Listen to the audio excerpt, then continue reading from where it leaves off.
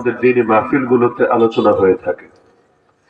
এই আয়াতের আলোকেই একটা ফজিলতের বিষয় সম্পর্কে আজকে আলোচনা করব, যার আলোকে আমরা কিছু ইলম তো অর্জন করতে পারবো, তবে চাইলেও এখন হয়তো আমলে পরিণত করা অধিকাংশের পক্ষে অসম্ভব হবে।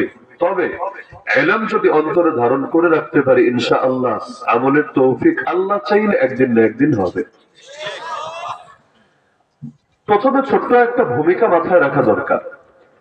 আল্লাহ তাআলা কিছু ব্যক্তিকে, কিছু সময়কে, কিছু জায়গাকে বিশেষ মাকাম দিয়ে দিয়েছেন। আর মর্যাদা দেওয়ার মালিক আল্লাহ, ফজিলত দেওয়ার মালিক আল্লাহ, দাম বাড়ানোর মালিক আল্লাহ, মর্যাদা দেওয়ার মালিক আল্লাহ। যালিকা ফাদলুল্লাহি ইউতিহি মান ইয়াশা। এগুলো সব আল্লাহর অনুগ্রহ।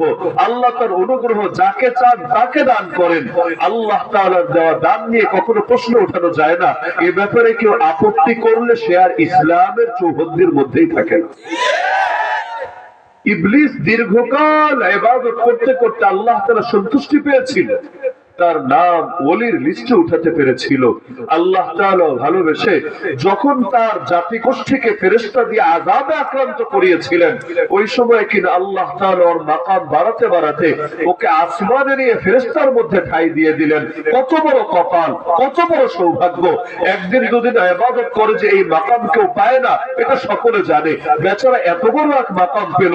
নিঃসন্দেহে আমার মতো পাপী মানুষের জন্য তার ওই সময়ের মাকামটা বড় ঈর্ষণীয় ব্যাপার, বড় গর্ব করার মতো একটা ব্যাপার। কিন্তু যখন আল্লাহ তাআলা আদম আলা নবীনা ওয়া আলাইহিস সালামকে সৃষ্টি করলেন, এরপর সকল ফেরেশতাদেরকে বললেন উসজুদু লি আদম, তোমরা আদমকে সিজদা করো। আল্লাহ তাআলা তাকে আলাদা করে বলেছেন এমন না, বলেছেন সব ফেরেশতাকে। যদিও সে ফেরেশতা না, কিন্তু একই সঙ্গে যেহেতু থাকে, সুতরাং আদেশের ব্যাপকতার মধ্যে সে অন্তর্ভুক্ত হয়ে গিয়েছিল।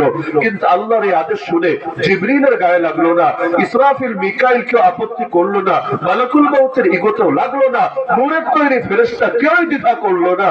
কিন্তু দুই পয়সার ইবলিস ঠিকই